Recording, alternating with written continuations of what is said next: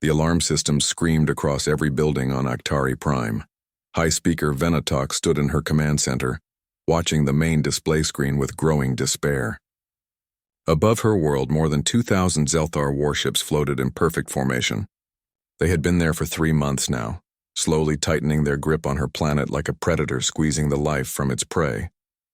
The Actari were a peaceful species. They had never wanted war. They had joined the galactic community 200 years ago, offering their knowledge of agriculture and medicine to anyone who asked. They had no enemies, or so they thought, but the Zelthar Dominion did not care about peace or friendship. They wanted the mineral-rich moons that orbited Actari Prime, and they would take them by force. Venatok looked at the casualty reports on her desk. 300,000 dead. The Zelthar had started with small attacks, testing the Actari defenses. When they found those defenses weak, they had attacked in full force. The Actari fleet, only 60 ships strong, had fought bravely. Now only 12 ships remained, hiding in the shadow of the planet where the Zelthar guns could not reach them easily. General Thonmal entered the command center. He was the head of the Actari military, though his face showed the exhaustion of a leader who knew he was losing. He carried a datapad in his 4-fingered hands. "The planetary shields are down to 30%, he said. His voice was quiet, almost defeated. "We have maybe 2 days before they fail completely. After that, the Zelthar will begin bombing our cities." Venatok closed her eyes. 2 days. She had sent distress calls to every member of the Galactic Senate. She had begged for help, for intervention, for anything. The responses had been the same from everyone. They were sorry. They offered their sympathies. But no one would send military aid. The Zelthar were too strong, too dangerous. No species wanted to risk war with them. "Have we received any new responses?" she asked, though she already knew the answer. Thonmal shook his head. The Pelthian Consortium sent medical supplies. The Vraxian Empire offered to accept refugees, but no military support. "The galaxy will watch us die, and then they will condemn the Zelthar in speeches and official statements. That is all we will receive." Venatok felt anger rise in her chest, hot and bitter. What was the point of a galactic community if they abandoned you when you needed them most? What good were laws and councils if the strong could simply take what they wanted? A young communications officer called out from her station. "Hi, speaker, we are receiving a new transmission. It is not from the Galactic Senate. The signature says it is from a human vessel." Venatok turned sharply. Humans. She knew of them, though she had never met one. They were newcomers to the galaxy, having joined the broader community only 30 years ago. They were strange creatures, not particularly strong or fast compared to other species. They came from a world they called Earth, somewhere in the outer regions of the galaxy. "Put it through," she ordered. The screen flickered, and a human face appeared. He had short dark hair and calm blue eyes. He wore a dark blue uniform with insignia that Venatok did not recognize. "Hi, Speaker Venatok. My name is Commander Jake Morrison of the United Earth Ship Horizon. We received your distress call. I am currently 3 light years from your position. I have forwarded your message to Earth Command with highest priority. They are reviewing the situation now." Venatok felt a small spark of hope, though she tried not to let it grow too large. 1 ship would not be enough. Even 100 ships would not be enough against the Zelthar fleet. "Commander Morrison, I thank you for your response. But I must be honest with you. The Zelthar have over 2,000 warships in orbit around my world. Our defenses are nearly gone. Unless Earth can send a massive fleet within 2 days, I fear your message will only serve as a record of our final hours." Jake Morrison nodded slowly. "I understand, but I know Earth Command and I know Admiral Ben Hayes. If there is any way to help you, they will find it. Keep your shields up as long as you can. Help may be coming faster than you think." The transmission ended. Venatok sat down in her chair, feeling the weight of responsibility pressing down on her. She wanted to believe. She wanted to hope. But hope was a dangerous thing when you were running out of time. On the other side of the galaxy, in a facility built deep beneath the surface of Earth's moon, Admiral Ben Hayes stood in a secure conference room. Around the table sat his senior staff. Captain Kate Sullivan, his tactical officer, had just finished presenting the situation at Actari Prime. The holographic display above the table showed the Zelthar fleet in red and the dying Actari defenses in blue. Commander Ryan Blake, the strike wing leader, spoke first. 2,000 ships. That is a significant force. The Zelthar are not a species to take lightly. They have conquered 17 star systems in the last 50 years. Hayes nodded. He was a tall man with gray hair and tired eyes. He had served in the Earth Defense Force for 37 years. He had seen combat, though Earth had been at peace with the rest of the galaxy since joining the community. But peace did not mean Earth had forgotten how to fight. What assets do we have in that region? Hayes asked. Kate Sullivan pulled up another display. The Third Fleet is currently conducting training exercises in Sector 7. That puts them 4 days away at maximum speed.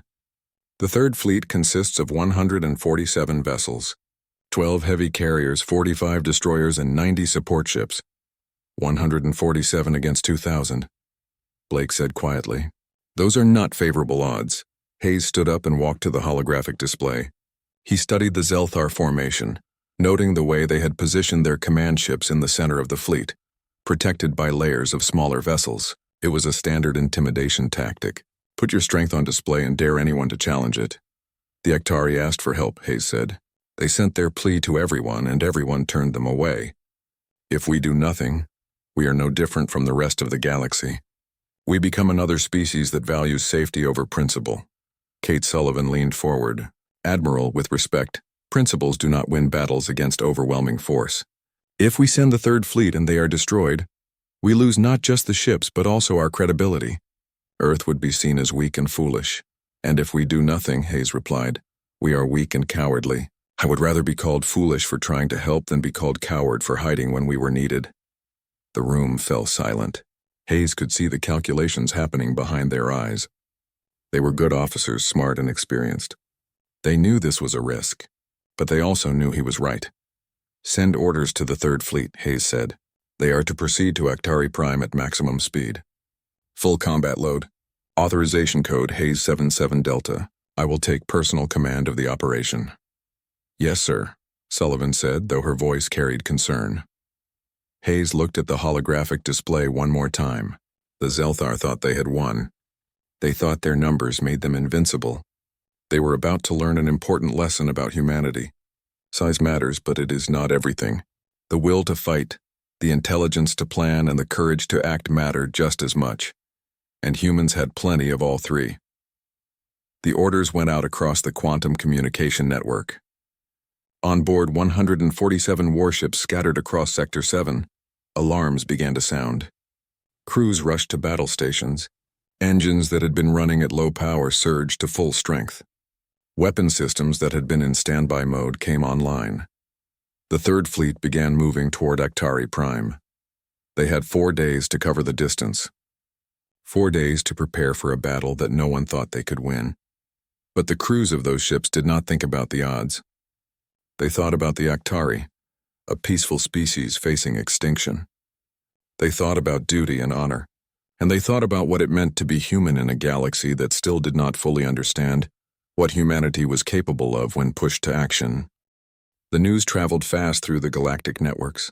Within hours of the Third Fleet's deployment, every major species knew that humans were responding to the Aktari distress call. The reactions ranged from surprise to concern to outright alarm. In the Grand Hall of the Pelthian Consortium, Ambassador Nina Cross sat in an emergency session with the High Council. Nina was human, one of several dozen human diplomats scattered across the galaxy. She had spent 5 years building relationships with the Pelthians, trying to show them that humanity could be a good partner in galactic affairs. Now those 5 years of careful work felt like they might crumble. Ambassador Cross, spoke Council Leader Threnval, his translator device rendering his clicking speech into smooth English. We have received concerning reports. Your Third Fleet is moving toward Aktari Prime. Surely your government understands this is suicide. Nina kept her face calm, though inside she felt the same concerns. The Aktari asked for help. Earth Command has decided to provide it. We cannot simply watch genocide happen and do nothing. Noble words, another council member said. But nobility does not stop plasma cannons. The Zelthar will destroy your fleet, and then they will turn their anger toward Earth.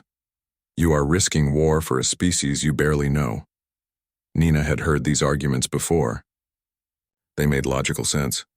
The smart play was to stay out of it, to offer sympathy but not action.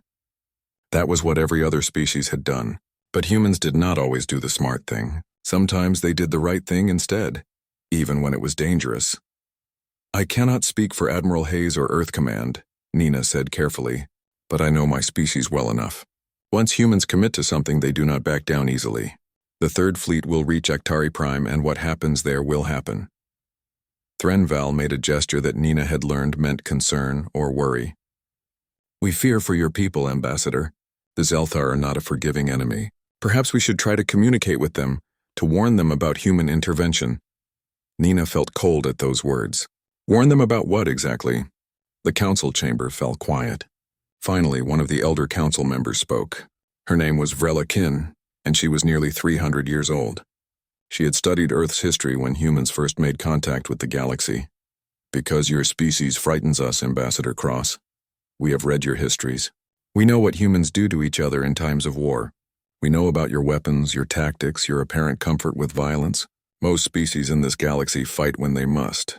Humans seem to have fought because they could. Your entire civilization was built on competition and conflict. Nina felt defensive anger rise, but she forced it down. Vrelakin was not wrong. Human history was violent. Earth had seen countless wars, from small tribal conflicts to massive world wars that killed millions. Humanity had developed weapons of terrible power, from simple guns to nuclear bombs to biological weapons.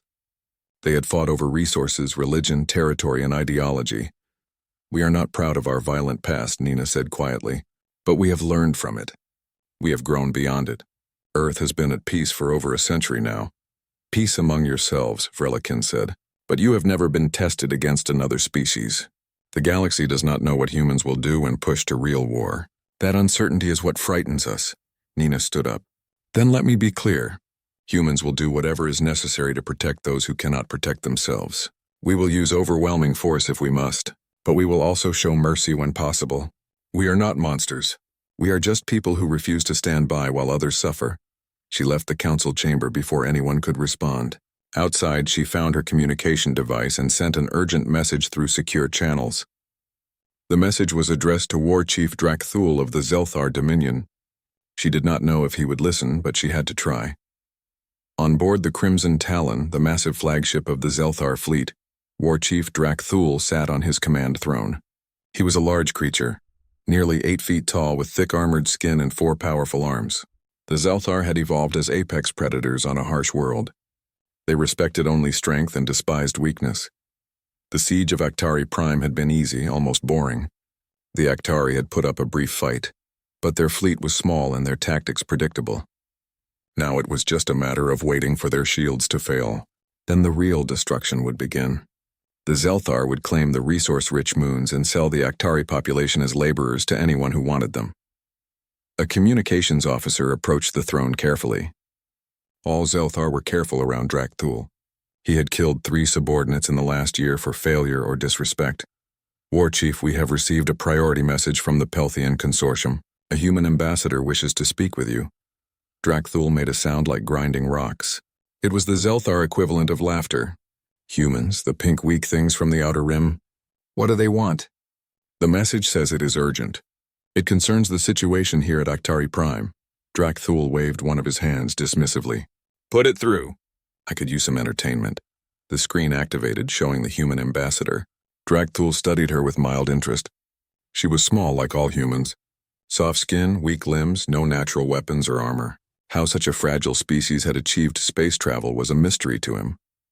War Chief Drakthul, Nina Cross said, her voice firm despite the fear he could smell through the screen's chemical sensors. I am Ambassador Nina Cross of Earth. I am contacting you to inform you that a human fleet is currently en route to Actari Prime. They will arrive in approximately 3 days. Drakthul felt genuine amusement now. A human fleet? To challenge my 2,000 ships? How many vessels are you sending, Ambassador? 5,000? 10,000? 147 ships, Nina said. The command deck of the Crimson Talon fell silent. Then Drakthul began to laugh, a deep booming sound that echoed through the chamber. His officers joined in, though more cautiously. 147 ships, Drakthul repeated, against 2,000. Ambassador, I appreciate the warning, but your fleet will be destroyed within minutes of arriving. Tell your admiral to turn back. There is no shame in recognizing a superior force. Nina's face remained calm. I am not telling you this to ask for permission or to negotiate. I am telling you this as a warning. You do not understand what you are facing. Human military doctrine is different from anything you have encountered. We have studied your tactics, your weapons, and your psychology. We know how you fight. You know nothing about how we fight. Drakthul leaned forward. Then educate me, Ambassador. What makes human warriors so special? Nina was quiet for a moment, and Drakthul saw something in her eyes that gave him pause. It was not fear or anger. It was pity. We are persistence predators, War Chief. On Earth, our ancestors hunted prey not by being faster or stronger, but by being more patient and more determined. We chased our prey until it collapsed from exhaustion. We never gave up. That trait is still in us. When humans commit to something, we do not stop until we win or we die. And we have spent thousands of years learning how to kill each other efficiently. We know every trick, every tactic, every psychological pressure point. We have fought wars that killed millions. We have built weapons that can destroy cities in seconds. We have studied the art of war so thoroughly that it is written into our cultural DNA. She paused, letting her words sink in. So when I warn you that the Third Fleet is coming, I am not threatening you. I am trying to save your life and the lives of your crews. Because if you are still here when Admiral Hayes arrives, you will face something you are not prepared for.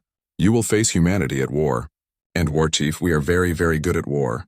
The transmission ended. Drakthul sat on his throne, feeling an emotion he had not experienced in many years. It was not quite fear. It was uncertainty. He looked at his intelligence officer. Pull all files on human military capabilities. I want to know everything about this species. And increase patrol coverage around the system. If these humans want to die gloriously, I will accommodate them. But I want to know what I am facing. The intelligence officer hurried away. Drakthul looked at the main display, showing the planet below and his fleet surrounding it. 147 ships. It was an insult. It was arrogance. But the ambassador's words bothered him. The pity in her eyes bothered him even more. Somewhere in deep space, the Third Fleet continued its journey. Admiral Hayes stood on the bridge of the USS Valiant, his flagship. Around him, officers worked quietly at their stations. The ship hummed with controlled energy. Kate Sullivan approached with a datapad. Admiral, we are receiving tactical updates from intelligence. The Zelthar fleet composition is as follows. 300 heavy cruisers, 800 destroyers, 700 support vessels, and 200 specialized siege ships. Their flagship, the Crimson Talon, is a dreadnought-class vessel with significant armor and weaponry. Hayes nodded. And their tactical doctrine?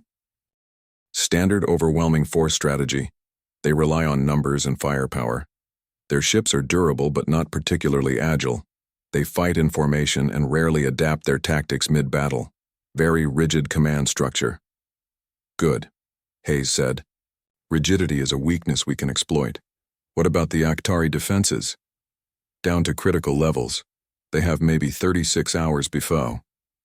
The Third Fleet dropped out of faster-than-light travel at exactly 600 hours, Aktari Standard Time. 147 human warships materialized at the edge of the system in a perfect combat formation. The coordination was flawless. Every ship appeared in exactly the right position, creating an organized wall of military power that spoke to countless hours of training and drill. On the bridge of the Crimson Talon, alarms screamed to life. Sensor operators called out reports in urgent voices. War Chief Drakthul stood from his throne and walked to the main tactical display. He had been expecting the humans, but their arrival formation surprised him. Most species came out of faster-than-light travel in loose groups, needing time to organize. The humans had arrived ready to fight. Verify those numbers, Drakthul ordered. Confirmed, War Chief. 147 vessels. 12 large ships we classify as carriers, 45 medium warships, 90 smaller vessels, likely support craft. They are holding position at the system's edge, approximately 2 million kilometers from our position. Drakthul studied the formation. It was defensive but not passive. The carriers were positioned in the center, with the destroyers forming a protective screen around them. The support vessels filled gaps in the formation, creating overlapping fields of fire. It was a textbook defensive formation, but it was also a trap. If the Zelthar attacked, they would have to push through multiple layers of defense. But Drakthul had no intention of attacking first. Let the humans come to him. His fleet outnumbered them more than 13 to 1. He would let them see the size of his force and lose heart. On board the USS Valiant, Admiral Hayes stood calmly on his bridge. The main screen showed the Zelthar fleet surrounding Actari Prime like a metal cage. 2,000 ships. It was an impressive sight, meant to intimidate and demoralize. Hayes felt neither intimidated nor demoralized. He felt focused. "All ships report ready for combat operations," Captain Kate Sullivan said from her station. "Weapon systems online. Shields at full strength. All strike wings are prepared to launch on your command." Hayes nodded. "Commander Blake, status of the strike wings?" Ryan Blake's face appeared on a smaller screen. He was on board the USS Liberty, one of the carriers. Behind him, Hayes could see the organized chaos of a flight deck preparing for combat. "All pilots are ready, Admiral. We have 90 fighters and 60 bombers at immediate launch capability. Another 90 fighters can be launched within 10 minutes if needed." "Good. Hold position for now." Hayes turned to his communications officer. "Open a channel to the Zelthar flagship. All frequencies. I want every ship in this system to hear what I have to say." The communications officer worked quickly. "Channel open, Admiral. You are broadcasting on all standard frequencies." Hayes took a breath. What he said in the next few minutes would determine whether thousands died today, or whether this could be resolved without bloodshed. He hoped for the latter, but was prepared for the former. "Attention, Zelthar fleet. This is Admiral Ben Hayes of the United Earth Third Fleet. I am speaking to War Chief Drakthul and all ship commanders currently besieging Actari Prime. You are hereby ordered to cease all hostile actions against the Actari people and begin an immediate withdrawal from this system. On the Crimson Talon." Drakthul listened with growing disbelief. The human was ordering him to withdraw? The arrogance was stunning. Hayes continued, his voice calm and measured. "You have 1 hour to begin your retreat. Move your fleet to a distance of at least 10 million kilometers from Actari Prime, and prepare for departure from this system. Any ships that remain after 1 hour will be considered hostile combatants, and we will respond with appropriate force." Drakthul laughed. He could not help it.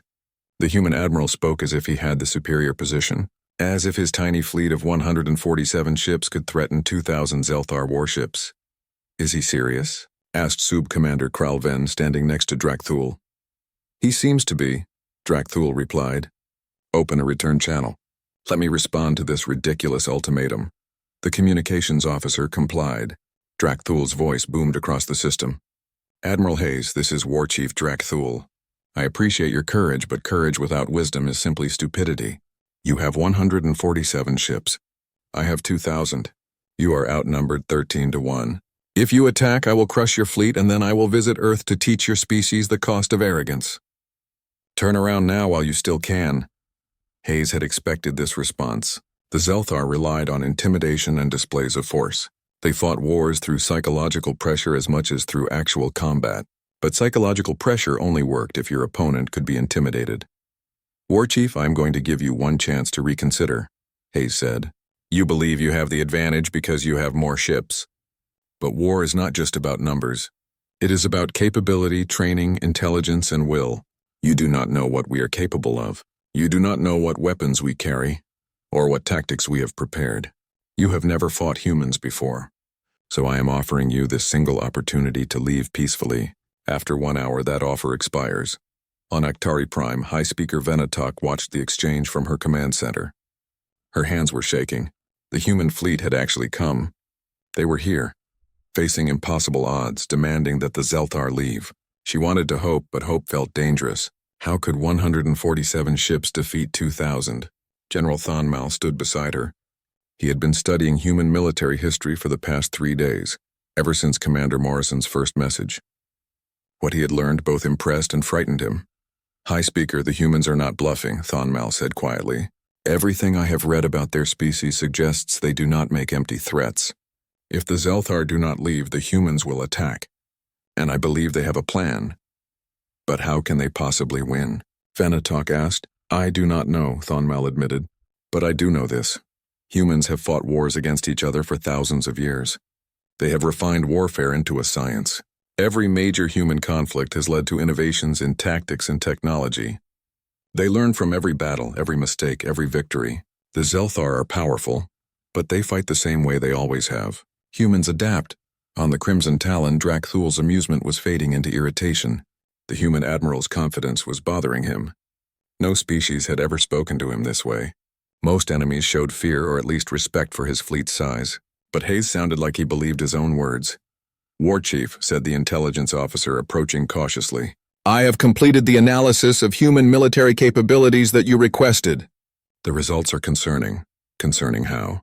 The intelligence officer brought up a display. "Human weapons technology is approximately equal to ours in most categories. Their ships are slightly less durable but more maneuverable. However, there are 3 factors that make them dangerous. First, their targeting systems are extremely precise.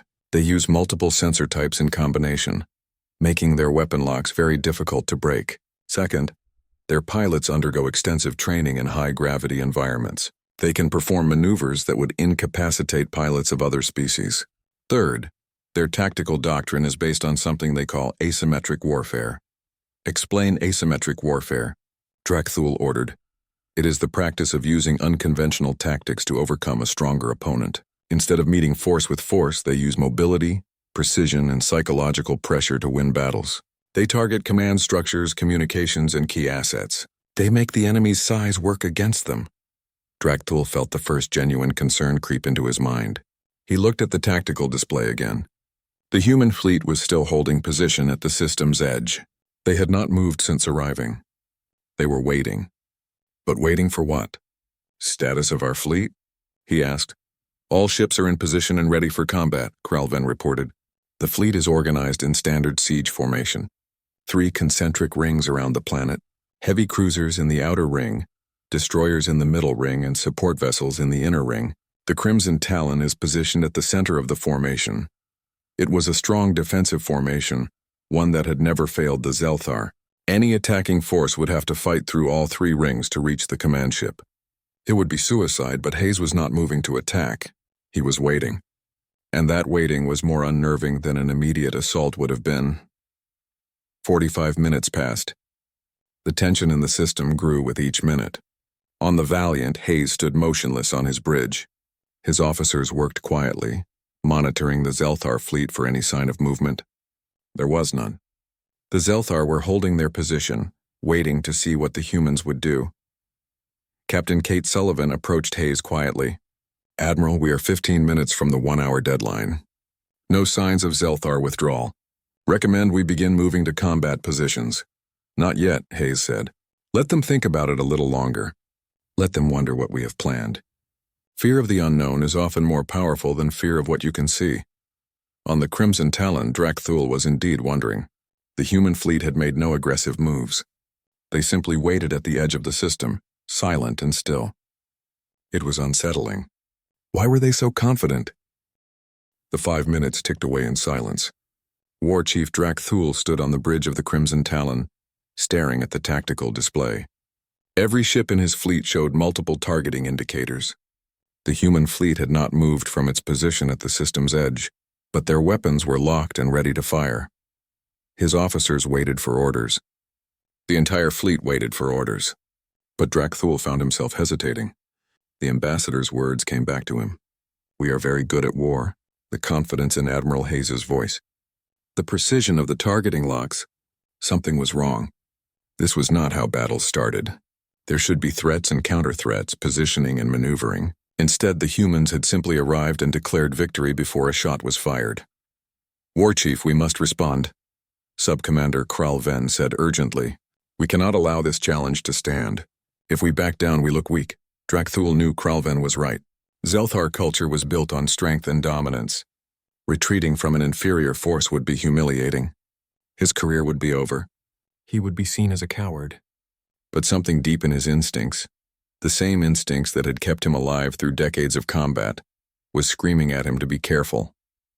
Admiral Hayes waited patiently on the bridge of the Valiant. He knew what was happening on the Zelthar flagship. The war chief was calculating, weighing his options, trying to find a way to save face while avoiding a battle he suddenly was not sure he could win. Hayes would give him one more option, one more way out. But first he needed to demonstrate capability. "Commander Blake," Hayes said quietly into his communication link. "Execute demonstration strike. Target selection: Zelthar destroyer at grid reference Delta 7-2. Rules of engagement are as follows. Disable the vessel but ensure no casualties. I want that ship dead in the water, but with every crew member alive and unharmed. On the USS Liberty, Commander Ryan Blake received the orders and felt his heart rate increase. This was it. This was the moment that would define everything. He switched to the Strike Wing command channel. All pilots, this is Blake. We have authorization for demonstration strike. Target is a single Zelthar destroyer on the outer edge of their formation. Red Squadron, you have the mission. Flight leads are Lieutenant Alex Harper and Lieutenant Megan Cole. Your orders are to disable that destroyer completely, but with 0 casualties. Make it look easy. Make them afraid. In the fighter bay of the Liberty, 6 pilots ran to their craft. Alex Harper reached his fighter first, a sleek machine built for speed and precision. He climbed into the cockpit and began the startup sequence with practiced efficiency. Beside him, Megan Cole was doing the same. Red Squadron. Sound off, Alex said over the squadron channel. Red 2, ready, Megan replied. Red 3, ready. Red 4, ready. Red 5, ready. Red 6, ready. All 6 fighters reported green status. Alex felt the familiar rush of pre-combat adrenaline. He had trained for this his entire adult life. He had run simulations against Zelthar ships hundreds of times. He knew their capabilities, their weaknesses, their response patterns. But simulations were not real combat. This would be his first actual engagement against an alien species. Red Squadron launch, Blake ordered. The fighter bay doors opened, and all 6 fighters launched in rapid sequence. They accelerated away from the Liberty, their engines pushing them to speeds that would crush an unprotected human body. But these pilots wore advanced flight suits with inertial dampening systems. They could withstand forces that would kill pilots of other species. On the Crimson Talon, sensors detected the launch immediately. War Chief, 6 small craft have launched from one of the human carriers. They are moving toward our fleet at high speed. Drak Thul leaned forward. Only 6? What are they doing? Unknown. Their trajectory suggests they are targeting Destroyer Group 7, specifically the destroyer Hand of Dominion. One of our outer picket ships, Kralvin observed. They are going to test our defenses. Should we launch fighters to intercept? Drak Thul considered this. 6 fighters against a destroyer and potential reinforcements. It seemed like suicide. No, let the destroyer defend itself. I want to see what these human pilots can do. On board the Hand of Dominion, Captain Zerlek received the alert about incoming fighters. He was not concerned. His destroyer had powerful energy shields and multiple plasma cannon batteries. 6 small fighters posed no real threat. He would swat them out of space and teach the humans a lesson about Zelthar military might. All batteries. Target the incoming fighters. Fire when in range. The Hand of Dominion's plasma cannons came to life. They tracked the approaching human fighters and began firing when the range closed to optimal distance. Bright purple bolts of superheated plasma crossed the void of space toward Red Squadron. Alex Harper saw the plasma fire coming and felt calm settle over him. This was what he had trained for. Red Squadron, evasive pattern Delta, stay tight. The 6 fighters broke formation and began weaving through the plasma fire with movements that defied normal understanding of physics. They rolled, twisted, and turned with such speed that the Zelthar targeting computers could not keep up. The plasma bolts passed harmlessly through empty space where the fighters had been milliseconds before. On the Crimson Talon, officers watched in disbelief as the human fighters dodged through the defensive fire without being hit. How are they moving like that? Kralvin asked. Those maneuvers should be lethal. The G-forces alone would kill any pilot. The intelligence officer checked his data. The reports mentioned human pilots train in high-gravity environments. They must have some kind of advanced inertial dampening technology that allows them to survive extreme acceleration. Drak Thul said nothing. He simply watched as the 6 fighters closed on the Hand of Dominion. Alex brought his fighter in close, so close that the destroyer's shields were almost touching his hull. At this range, the plasma cannons could not track fast enough to target him. He armed his weapons and selected his targets carefully. Not the reactor. Not the crew compartments. Not anything that would cause loss of life. Instead, he targeted the shield generators, the power relays, and the engine systems. Red Squadron executing strike pattern Omega. 3-second window. Mark. All 6 fighters fired simultaneously. But these were not the energy weapons that most galactic militaries used. These were specialized human weapons. Kinetic penetrators designed to punch through shields at close range. Electromagnetic pulse missiles that would fry electronic systems without causing explosive damage. And precision munitions that could cause cascading system failures. The hand of Dominion's shields flickered and died under the assault. The electromagnetic pulses raced through the ship's systems, shutting down weapons, engines, and navigation. The kinetic penetrators created precise breaches in the hull that vented atmosphere but could be easily sealed. The cascade missiles triggered system failures throughout the ship. In the space of 30 seconds, the destroyer went from full combat readiness to complete helplessness. The lights on the bridge went dark. The engines stopped. The weapons fell silent. Emergency systems activated, but they could only do so much. The ship was dead in space. Captain Jurlek sat in his command chair, staring in shock at his dead control panels. His ship had been completely disabled, but he was alive. His crew was alive. The humans had taken his destroyer apart without killing anyone. Red Squadron pulled away from the destroyer and returned to formation. Red Leader to Liberty. Mission complete. Target vessel is disabled. No casualties detected. Returning to carrier. Commander Blake watched the fighters return with a mixture of pride and relief. They had pulled it off perfectly. Well done, Red Squadron. Admiral Hayes, the demonstration was successful. On the Valiant, Hayes nodded with satisfaction. Excellent work. Now let us see if the War Chief understands what just happened. Hayes opened the communication channel to the Crimson Talon again. His voice remained calm, almost conversational. War Chief Drakthul, I trust you observed what just occurred. 6 of our fighters disabled one of your destroyers in 30 seconds.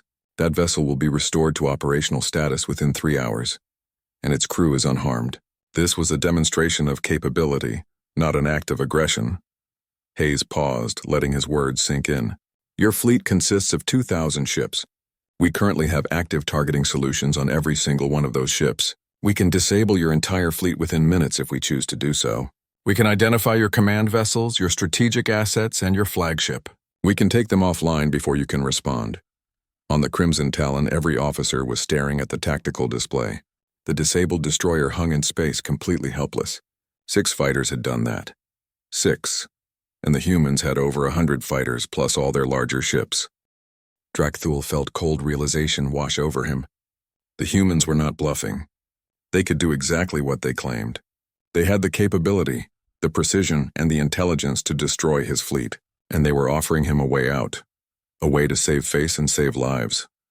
War Chief, Krelven said quietly, they could have destroyed the Hand of Dominion. They could have killed everyone on board, but they disabled it instead. They are showing mercy while demonstrating power. This is a form of psychological warfare. Drakthul nodded slowly. They are giving me a choice. Fight and lose or retreat and survive. They are making Surrey. War Chief Drakthul stood at the center of his command bridge, surrounded by officers who waited in tense silence for his decision. The tactical display showed his mighty fleet of 2,000 ships, the disabled Hand of Dominion floating helplessly in space, and the small but terrifyingly capable human fleet at the edge of the system. He had 25 minutes left before Admiral Hayes' deadline expired. Bring up all data on human military history, Drakthul ordered. I want to see everything we know about how they fight. The intelligence officer moved quickly, pulling files from the database that Ambassador Nina Cross had tried to share days ago. The information began appearing on secondary screens around the bridge. Drakthul read quickly, his 4 eyes moving across the data with growing understanding. Earth history showed an unbroken chain of warfare stretching back thousands of years. Tribal conflicts, city-state wars, religious crusades, colonial expansions, world wars that killed tens of millions, Cold Wars fought through proxy conflicts, and through all of it, humanity had developed, refined, and perfected the art of killing other humans. The weapons progression was particularly striking. From simple clubs and spears to swords and arrows, then gunpowder weapons that could kill from a distance, artillery that could destroy fortifications, aerial bombing that could level cities, nuclear weapons capable of ending civilization, chemical weapons, biological weapons. Each generation of human warriors had found new and more efficient ways to kill. But what truly caught Drakthul's attention was not the weapons. It was the tactics and the psychology. Humans had developed concepts like total war, where entire populations became targets. They had created strategies like mutually assured destruction, where the threat of complete annihilation prevented direct conflict. They had studied the psychological effects of warfare and developed methods to break enemy morale without direct combat. Sun Tzu, Clausewitz, von Todt, Moltke, Patton, Rommel. The names of human military theorists appeared in the files. Their writings revealed a species that had thought deeply about warfare, that had analyzed it from every angle, that had turned battle into a science. "Read this section," Drakthul said to Subcommander Kralven, highlighting a passage from an ancient human text called The Art of War. "The supreme art of war is to subdue the enemy without fighting. That is exactly what Admiral Hayes is doing to us right now." Kralven read the passage and understood. He is not trying to destroy us. He is trying to make us destroy ourselves through fear and doubt. By demonstrating capability without using full force, he makes us imagine the worst possible outcome. "Precisely," Drakthul said, "and it is working. I am standing here in command of 2,000 ships, and I am genuinely uncertain whether I can win a battle against 147 vessels. That should be impossible. But the humans have made it possible through precision, intelligence, and psychological manipulation." Another officer spoke up, his voice hesitant. "War Chief, perhaps we are overthinking this. We still have overwhelming numerical superiority. If we attack with our full force, we can destroy the human fleet through sheer weight of numbers. They cannot possibly have enough weapons to disable 2,000 ships simultaneously." Drakthul turned to look at the officer. "You are assuming they will fight the way we fight. Stand still and exchange fire until one side breaks. But what if they do not do that? What if they use mobility and precision to pick us apart piece by piece? What if they target our command ships first, disrupting our coordination? What if they have weapons we have not seen yet?" He pointed at the disabled hand of Dominion. "They took that destroyer apart in 30 seconds with just 6 fighters. How long would it take them to disable the Crimson Talon with their full fleet? 1 minute? 2 minutes? And if they take out this flagship, what happens to fleet coordination? We would have 2,000 ships with no central command, each captain making independent decisions. That is not a fleet. That is a mob." The bridge fell silent. Drakthul had put into words what many of them were thinking but were afraid to say. The humans had changed the equation. They had demonstrated capabilities that made numerical superiority less relevant. Kralven stepped closer to Drakthul and spoke quietly so only the war chief could hear. "If we withdraw, there will be questions. The Dominion Council will want to know why we retreated from an inferior force. Your career could be at risk." "My career is at risk either way," Drakthul replied just as quietly. "If I attack and we are defeated, I will be remembered as the war chief who lost the largest battle fleet in Zelthar history. If I withdraw, I can report that we encountered a new enemy with unexpected capabilities and made a tactical decision to avoid unnecessary casualties while gathering intelligence for a future engagement. One outcome ends my career in disgrace. The other outcome makes me look cautious but wise." He straightened and raised his voice so the entire bridge could hear. "We have conquered 17 star systems. We have won hundreds of battles. We have built a reputation as an unstoppable military force, but that reputation was built on choosing our battles carefully. We do not fight when we are uncertain of victory. We fight when we are certain of overwhelming advantage." Drakthul looked at the tactical display again. "The humans have taken away our certainty. They have introduced doubt. And doubt is a poison in military operations. I will not risk this fleet, and the thousands of warriors on these ships on the possibility that human claims are exaggerated. We withdraw, we report. We let the Dominion Council decide how to respond to this new threat." He turned to his communications officer. "Open a channel to all ships. I will address the fleet." The channel opened and Drakthul's voice went out to every Zelthar vessel in the system.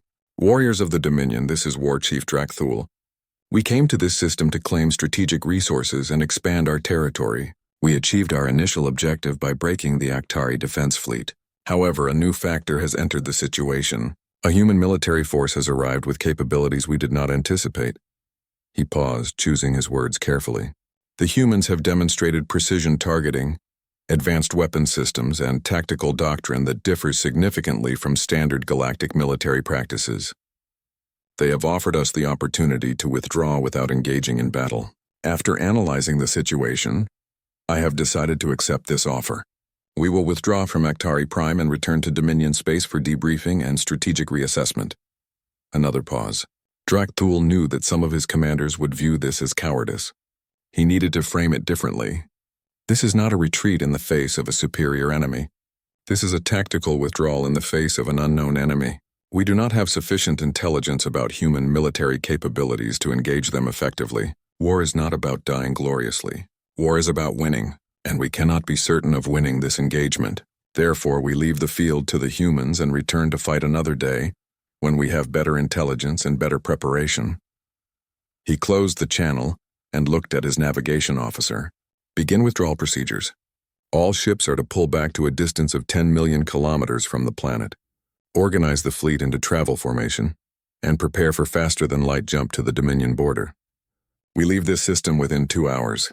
The navigation officer began transmitting orders. Across the Zelthar fleet, ships started to move.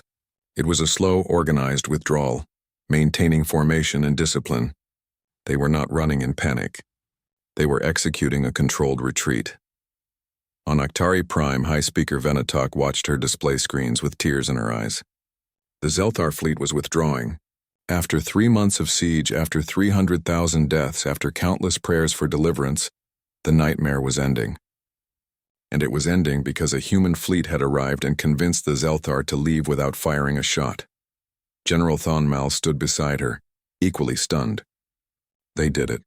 The humans actually did it. 147 ships drove away 2,000. They drove them away with words and a single demonstration. Venatok said softly, "This is not just military power. This is military genius." The humans understood that the real battle was not in space. It was in the mind of the Zelthar war chief. They won that battle before the first shot was fired. On the USS Valiant, Admiral Hayes watched the Zelthar fleet begin its withdrawal with quiet satisfaction. Captain Kate Sullivan approached him with a data pad. "Admiral, all Zelthar ships are moving to fallback positions. They are organizing into travel formation. It appears they are preparing to leave the system entirely." "How long until they are clear?" Hayes asked. "Approximately 90 minutes at current speed. They are being very deliberate about the withdrawal. No signs of panic or confusion. It is an organized retreat," Hayes nodded. "Good. That means Drakthul maintained control of his fleet. That is important. If the withdrawal had been chaotic, there would have been a greater risk of some captain deciding to attack us out of pride or anger. An organized retreat means everyone is following orders." Commander Ryan Blake's face appeared on the communication screen. "Admiral, all strike wings are standing by. Do you want us to maintain high alert?" "Maintain alert status until the Zelthar are completely out of the system," Hayes replied.